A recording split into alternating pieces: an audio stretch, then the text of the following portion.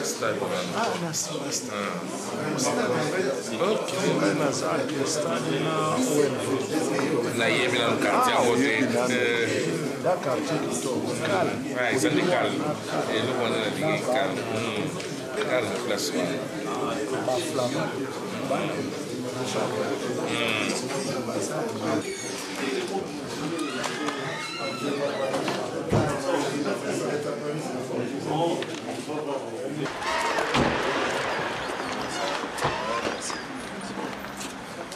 Ça va très bien, merci.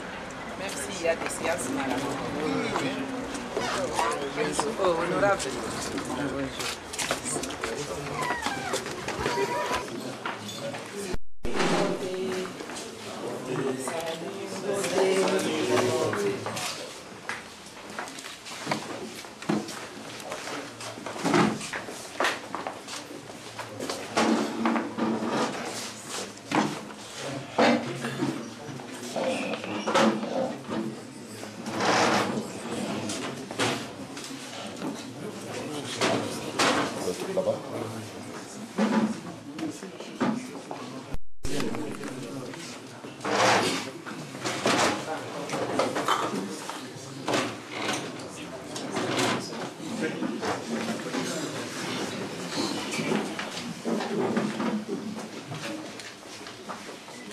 L'hymne national.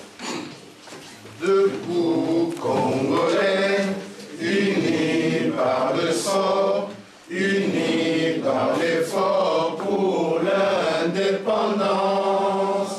Dressons nos fronts, longtemps courbés, et pour de bon, prenons le plus bel élan dans la paix au peuple ardent.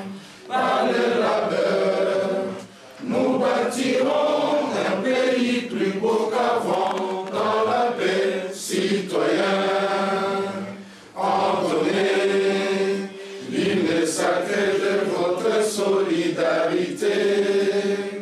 Fièrement saluez l'endemain de votre souveraineté. Congo, ton béni, Congo, des aïeux, Congo, au pays, Congo, bien-aimé, Congo, nous préparons ton soleil, nous assurerons ta grandeur. 30 juin au doux soleil, 30 juin du 30 juin, jour sacré, sois les témoins, jour sacré de l'immortel, serment de liberté, que nous léguons à notre postérité pour toujours. MNC viva! Viva! MNC viva! Viva! Avec Dieu! Nous vaincrons! Avec Dieu! Nous vaincrons! Ensemble! Tokoronga! Ensemble! Tokoronga! Sans plus tarder, je laisse la parole au secrétaire national. Merci. Dans le cadre du mouvement de libération du Congo, aujourd'hui, 8 mars 2015, est un jour important pour la Fédération extérieure du MLC parce que nous avons l'insigne honneur de recevoir notre secrétaire général du parti, l'honorable Eve Bazaïba, que je donne acclamer très fort.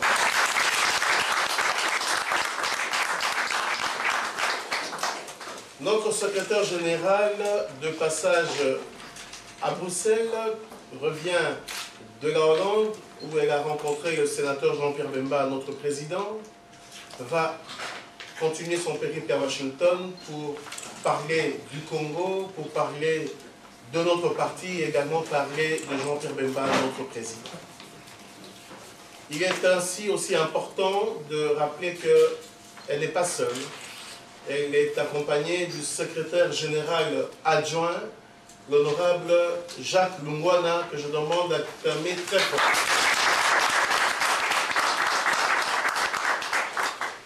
Cela tombe à pic parce que le passage de Madame Eve Bazaïba a été précédé par une mise en place des représentants du parti à l'extérieur.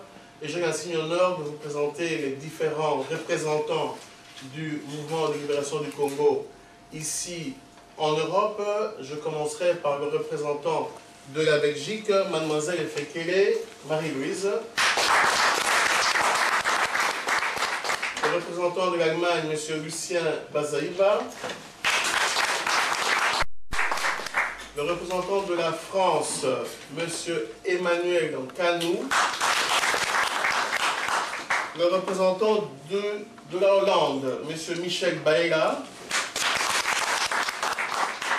Et le représentant de la France se fait accompagner de son premier adjoint, monsieur Jean-Marie Bollon.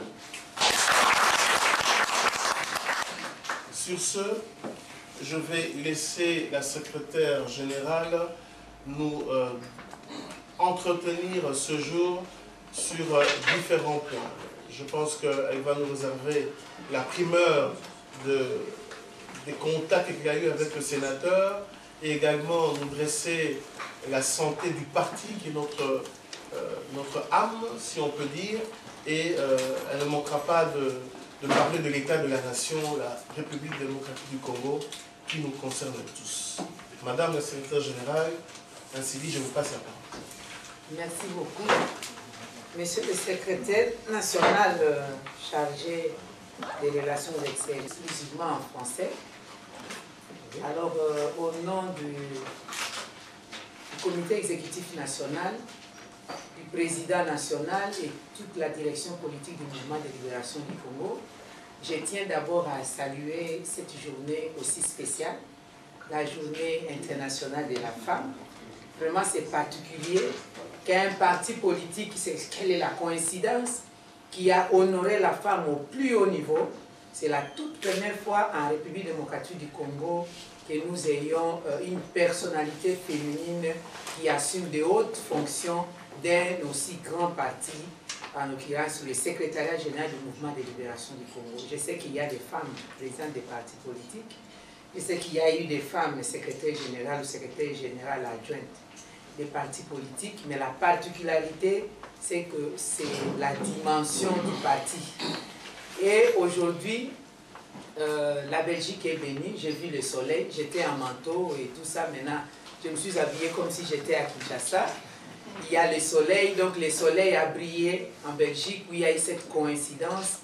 La première sortie internationale de Madame la secrétaire générale du mouvement de libération du Congo. Et donc le 8 mars, la journée internationale de la femme.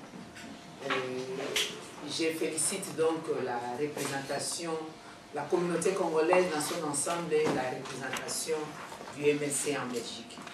Ça mérite des applaudissements. Alors, honorable député national, secrétaire général adjoint du mouvement de libération du Congo, mesdames et messieurs, à vos titres et qualités concernés, je vais interchanger un peu la logique de votre programme par rapport au thème. Je voudrais m'entretenir avec vous rapidement sur 3 points, à moins que vous n'en désirez d'autres. Je voudrais commencer par l'état de la nation.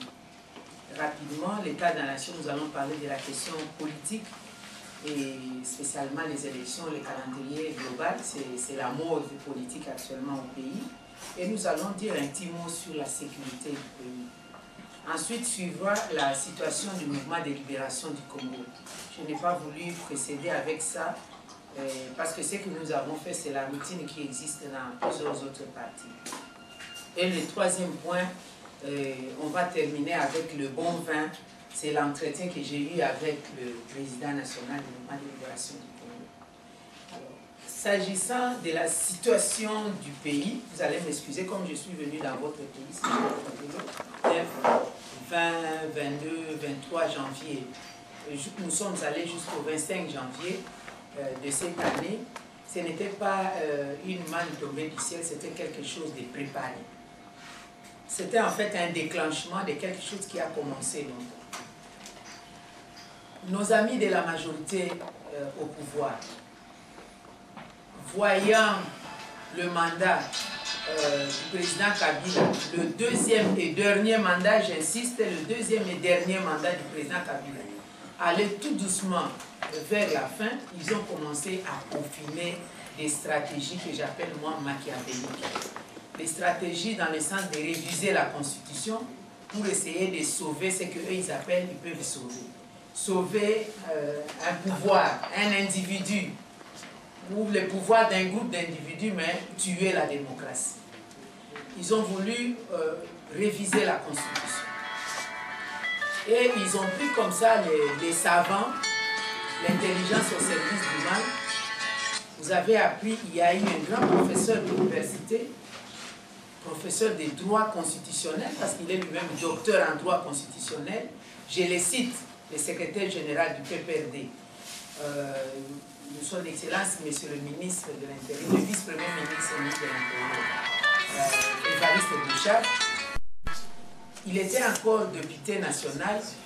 Il a même écrit un livre pour présenter, défendre les bienfaits de la révision de la Constitution, en essayant de désacraliser un peu ce qui est dans l'imaginaire des communs des mortels, le principe de dire une Constitution n'est pas révisable à tout bout de champ, et surtout qu'il y a des articles verrouillés, des principes restés intangibles. Alors, à travers l'écrit, il a voulu codifier en essayant de désacraliser cette approche. Il a fait des conférences par-ci, par-là, avec un seul objectif, comme je vous l'ai dit, réviser la Constitution pour le besoin de conserver un pouvoir, le pouvoir d'un individu, d'un groupe d'individus. Le Vertueux a convoqué la session extraordinaire spécialement pour la révision de la loi électorale. Et dans laquelle révision, on vise un glissement du mandat du président de la République au-delà du délai constitutionnel. C'est à ce moment-là que le mot en vogue, glissement, a fait surface. Et il faut être attentionné pour comprendre la subtilité qui renfermait ces projets de loi amenés par le gouvernement. D'abord, ils l'ont amené en cascade. Lorsque le calendrier de la session extraordinaire est arrivé, la loi dispose que pour une session extraordinaire, la matière est limitée par il faut que cette matière soit inscrite de manière explicite, déterminée dans la décision qui convoque la session. Mais la décision qui convoque la session, c'était une décision conjointe Sénat-Assemblée nationale, comme nous sommes un parlement bicaméral. De l'article 1er de cette décision, il est écrit projet ou proposition de la loi portant modification de certaines dispositions de la loi électorale. On ne peut pas dire projet ou proposition. Nous parlons français. Lorsqu'on dit une matière doit être déterminée, et quand on dit projet ou proposition, c'est que c'est indéterminé. Nous avons tout fait pour faire comprendre cette façon de voir les choses. Vous savez, au pays, il y a des compatriotes qui veulent que quand c'est blanc, nous disons noir. Quand bien même que c'est blanc. Et lorsque c'est noir, nous devons quand même dire c'est blanc. Vous trouvez une certaine minorité dont nous faisons partie. Nous voulons que les choses soient dites clairement. Si c'est blanc, c'est blanc. Et lorsque c'est noir, c'est noir. Comme pour dire que la majorité n'a toujours pas raison. Alors, nous sommes arrivés à cette étape-là, nous avons dit, compte tenu de tout cela et la manière dont nous avons décelé la subtilité de certains mots qui se trouvaient dans l'article 8 de ces projets révisant la loi électorale, où il n'est pas dit clairement recensement, mais on a utilisé des synonymes. Identification nationale de la population, qui signifie tout simplement dans les dictionnaires recensement. Et que cela soit lié, soit conditionné, donc ça soit avant d'aller aux élections, il faut absolument que nous terminions l'identification. Entre-temps, pendant ces va-et-vient des discussions des lois, des processus, l'ONIP a été mise en place, l'Office national d'identification de la population. La décision convoqua la mise en place de l'ONIP, c'est une décision qui remonte de plus de 3 ans, les décrets. Mais à ce moment-là, ce n'était pas appliqué parce qu'on pensait qu'on a encore tout le temps. Hein. Mais comme le temps avance, c'est le moment de mettre l'ONU. Donc tout ça fait partie des châteaux, des stratégies qu'on devait absolument ériger pour que nous puissions le suivre. Alors, l'opposition a pris la décision. Le MLC est intervenu, nous tous nous avons parlé. Le président du groupe parlementaire du MLC, Maître Lenga, qui est secrétaire général adjoint chargé de fédération, et moi-même, je suis passé pour intervenir. Je crois que vous qui êtes outillés dans la technologie de l'information et des communications, vous avez vu, j'ai prononcé la phrase claire et simple. Comptez sur nous, Monsieur le Président, l'opposition ne participera jamais à une plénière où on va débattre de la révision de la loi électorale pour tel motif. C'est tout à fait clair, les partenaires américains avaient dit qu'ils ne marchaient pas avec cette façon de voir les choses, cette façon de torpiller la démocratie. Et aussi, en novembre, lors de la réunion de la francophonie à Dakar, les amis aussi de la francophonie ont dit clairement, il y a le président français et le président sénégalais, et tous les autres ont dit clairement aussi qu'il n'était pas question pour soutenir cette façon de pouvoir dilatoire en République démocratique du Congo. Tout ça, comme les amis de la majorité au pouvoir, nos compatriotes, frères et sœurs, avec qui nous siégeons au Parlement, n'ont pas voulu accepter cette façon de voir les choses, eh bien, nous avons pris l'option d'aller vers les souverains primaires, ceux-là même qui nous ont mandatés à aller là. Je voudrais ouvrir une petite parenthèse pour dire, surtout à la diaspora ici, souvent nous sommes très mal vus, nous qui siégeons au Parlement. On nous traite de tous les noms, et le nom le plus connu, c'est le nom de collabo. On nous a toujours demandé de quitter le Parlement. Mais rassurez-vous, chers frères et sœurs, c'est vrai que nous ne gagnons pas toutes les batailles, mais nous sommes là pour limiter les dégâts. Si nous aussi, parce que vous êtes loin pour plusieurs raisons, et que nous qui sommes là sur place, nous ne siégeons pas au Parlement, là où les décisions se conçoivent et se prennent, je crois que on serait parti pour la gloire. Nous sommes là, pas nécessairement pour les émoluments, parce que c'est un travail. Nous recevons le peu que nous pouvons recevoir. Et si nous pensons que nous devons aussi subvenir aux besoins de l'oncle, de la tante, du voisin et de l'autre, qui estime avoir le droit auprès d'un député qui doit procéder à l'enterrement, tout ça, à prendre en charge les soins médicaux, la scolarité, etc., de la base, même de voisins, même de là où on ne vous a pas élu, nous partageons le peu que nous recevons à cela. Mais l'essentiel pour nous, c'est qu'en attendant que cette crème, cette élite nous soutienne sur place, il faut que nous soyons ne fût-ce que là pour limiter les dégâts. Si nous n'étions pas là, cette subtilité-là ne peut les comprendre que des initiés tels qu'on l'a introduite dans la loi. Et c'est pourquoi nous avons dit, comme nous ne pouvons plus faire entendre notre voix comme il se doit, allons auprès du souverain primaire. Nous avons utilisé donc les langues locales. Vous avez vu qu'à la fin, ils nous ont suivis. Nous avons expliqué à la population clairement, sans des mots savants, à Lingala, en Swahili, à Kikongo, à Chiluba, ce qui était en train de se passer. Parce qu'eux, ils ont fait croire à la population que réviser la Constitution était une bonne chose. Je cite l'ambassadeur Mugabe. Je le cite. Il a dit, la Constitution actuelle, c'est une Constitution venue de l'étranger. Il faut quelque chose qui est venu des fils et filles de notre pays. Naturellement, tout Congolais qui entendrait ça dira, ouais, ben c'est bien. Il a ajouté que dans cette constitution-là, on ne parle pas de Dieu. Il faut intégrer Dieu dedans. Je m'en souviens, il a tenu cette conférence à l'université William Booth. Je l'ai suivi.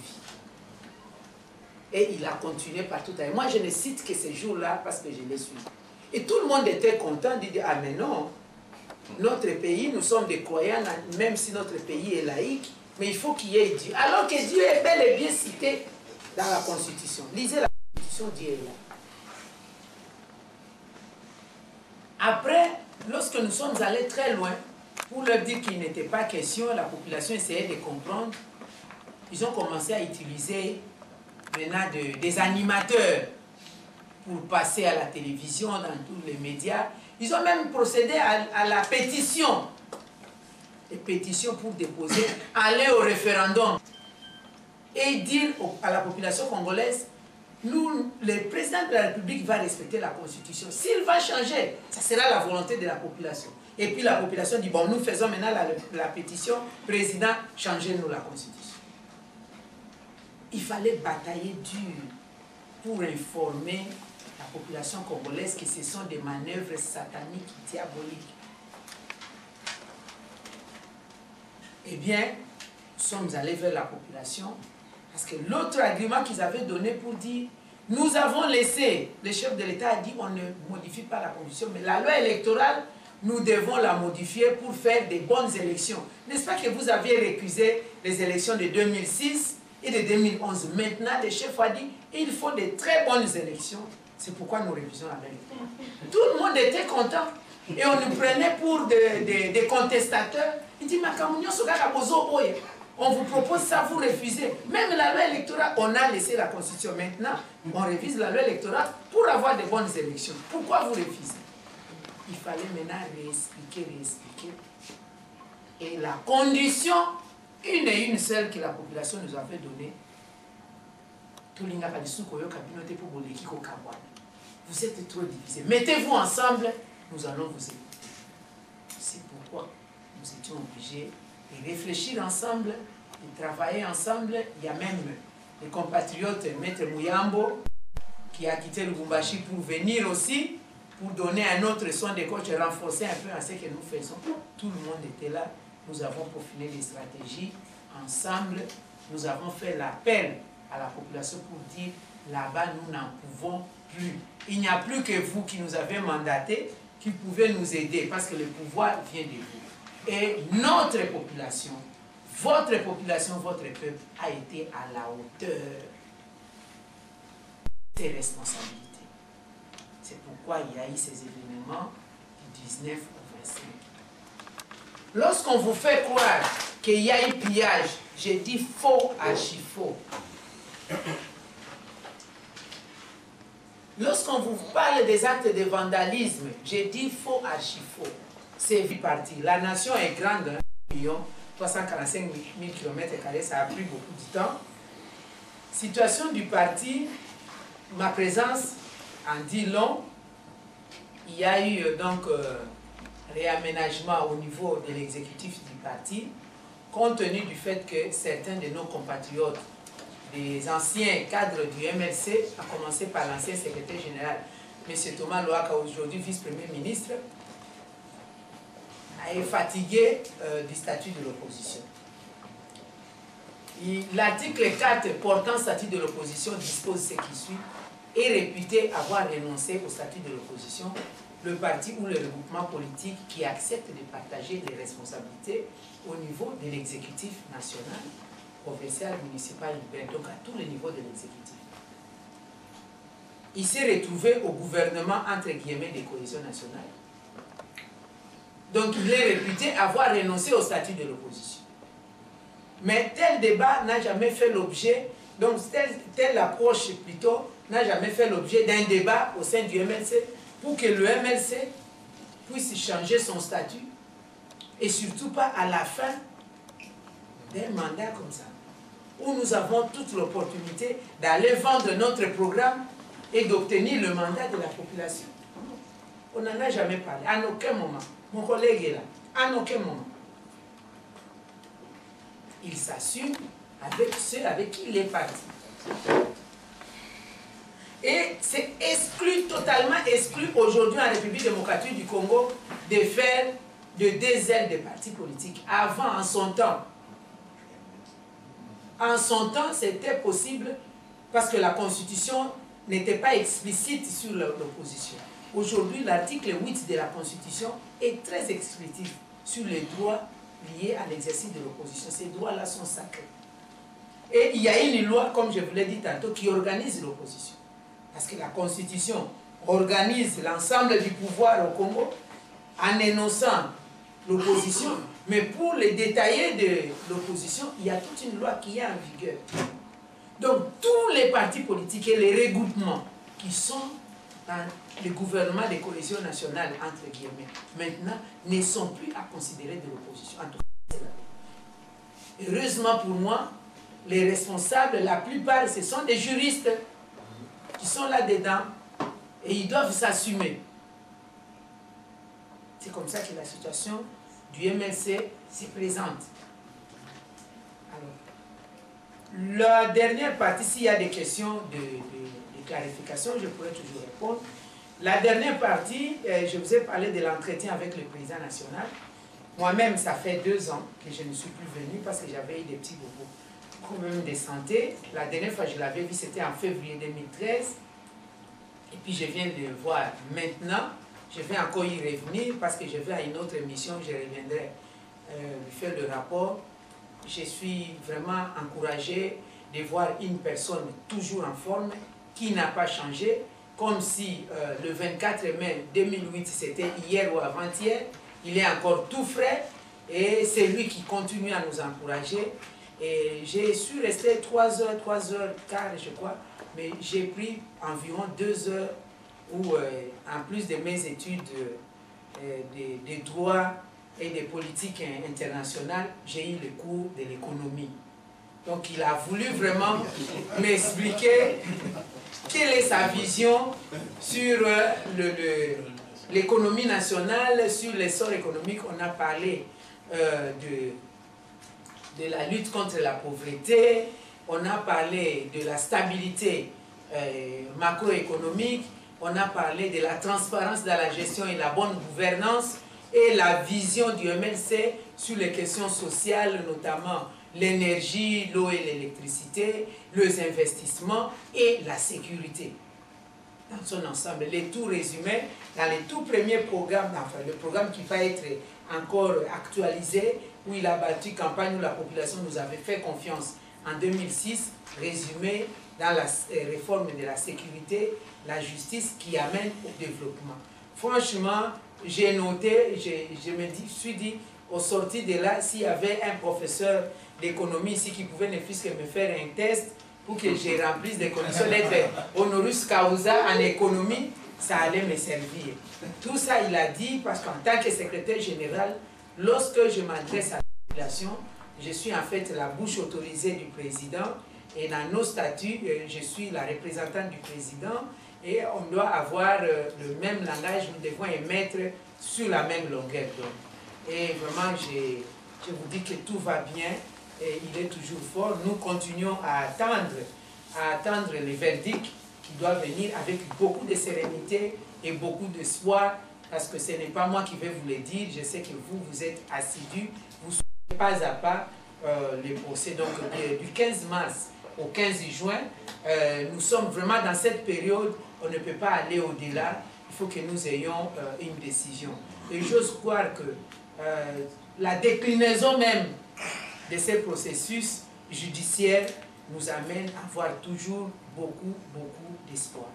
Merci beaucoup. J'ai été un peu détaillé, l'actualité politique l'imprimait, et je voudrais que certains parmi vous me posent la question sur la décentralisation, qui pourrait être à confusion maintenant, mais j'aimerais d'abord me limiter là pour attendre peut-être le programme, la suite du programme. Merci beaucoup.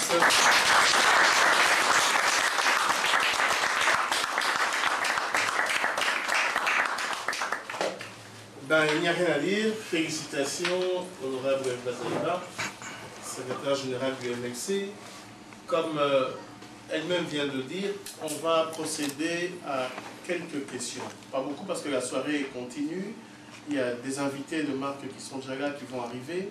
Je tiens à préciser qu'entre-temps, on a eu l'arrivée de notre représentant pour la Grande-Bretagne, le Royaume-Uni, mon ami et frère Mido, que je demande de se lever. Et je voulais juste m'excuser du retard parce qu'on ne savait pas les programmes. On est allé à l'hôtel Montgomery. On a dit que c'était annulé, donc on est arrivé ici. Mes excuses pour le retard. Merci. Merci beaucoup. Donc, de ce fait, en grande personne, on va s'assumer et poser quelques questions d'ordre général avant. Combien de questions? C'est 3 questions. 5 questions. Non, on va laisser la priorité aux gens qui sont peut-être les invités. Si nous-mêmes nous posons des questions, on va consommer toutes les questions. Je suis désolé, Justin, on va pas peut-être. Oui, ok. On commence par ceux qui ne sont pas de la fédération du MXC Belgique pour poser des questions à la secrétaire générale.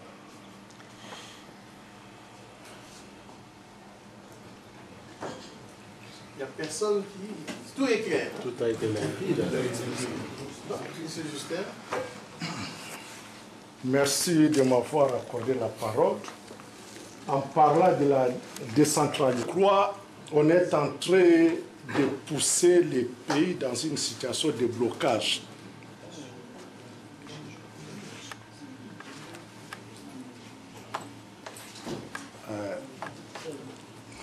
Madame la secrétaire générale du parti, je crois que le fait président Mobutu, c'est lui qui est même l'auteur de cession de province pour la décentralisation. Il avait pris comme échantillon la province du Kivu.